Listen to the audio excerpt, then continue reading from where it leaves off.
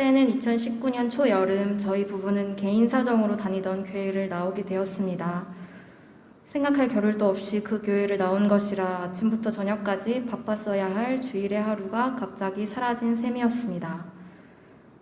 전에 교회에서는 새벽부터 저녁까지 쉴 틈 없이 돌아가다 보니까 저희도 사람인지라 처음에는 시간이 생긴 게 둘 다 내심 좋아했습니다.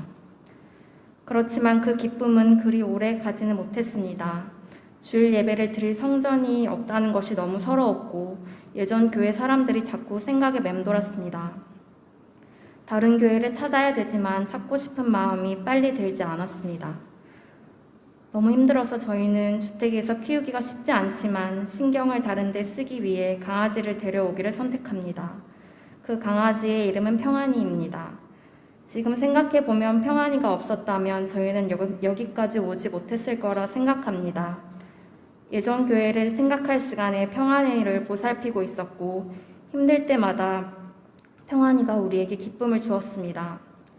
하나님이 좋은 강아지를 허락해 주셔서 삶의 평안을 조금이라도 얻을 수 있었고 교회를 찾고 싶은 마음도 다시 생겼습니다.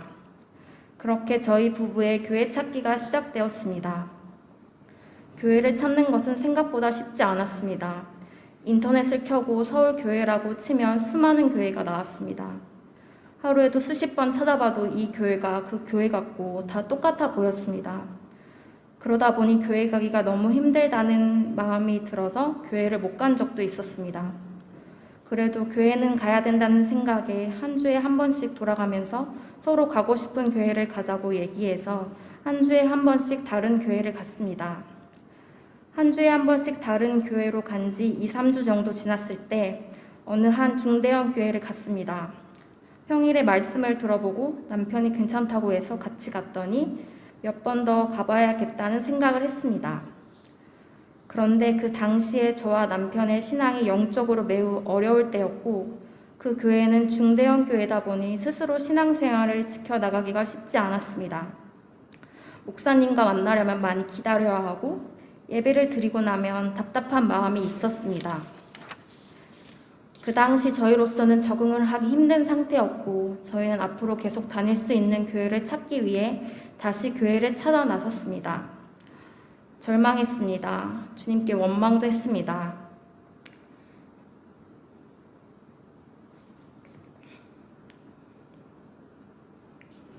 왜 우리에게 이런 시련이 왔을까라는 생각도 많이 하게 되고 교회를 다니고 싶어도 다닐 수 없다는 것이 참 서러웠습니다. 교회를 처음 찾기 시작했을 때 저희는 가고 싶은 교회를 쉽게 갈 수 있을 줄 알았습니다.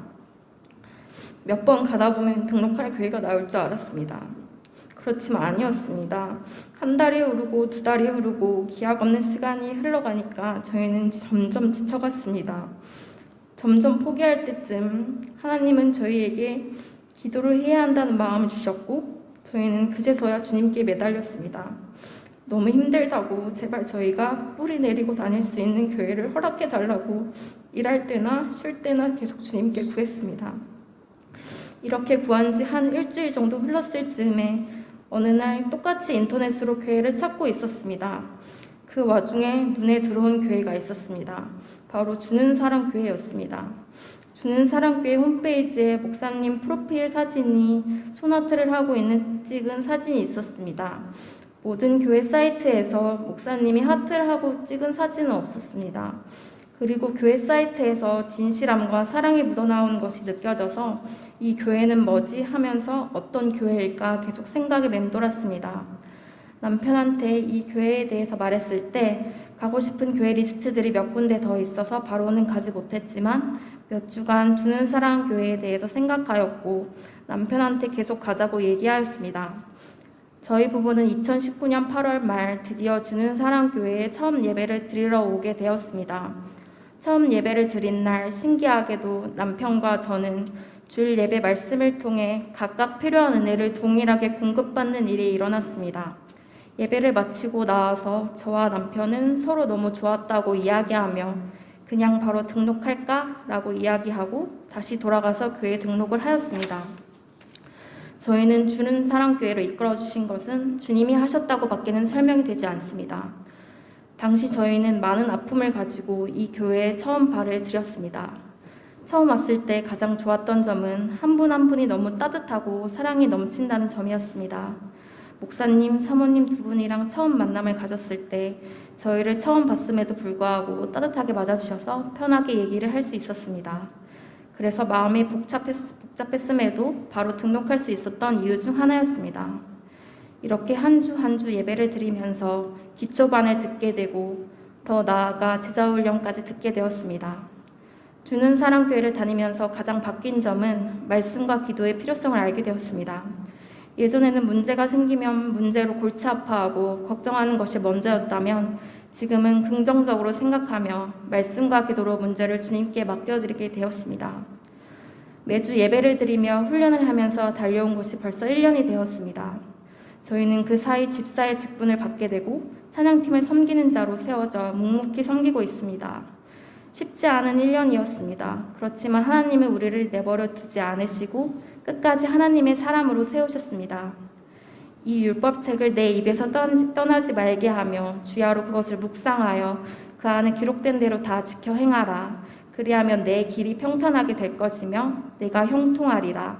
내가 내게 명령한 것이 아니냐. 강하고 담대하라. 두려워하지 말며 놀라지 말라. 내가 어디로 가든지 내 하나님 여호와가 너와 함께 하느니라 하시니라. 그렇습니다. 저희는 이제 아픔이 있을지라도 힘듦이 있을지라도 말씀 붙들며 주님께 모든 것 맡기며 살기를 소망합니다. 하나님은 저희와 세상 끝날까지 함께 하실 줄 믿습니다. 저희는 주님을 위해 주는 사랑 교회를 위해 끝까지 사랑으로 헌신하며 살겠습니다. 감사합니다.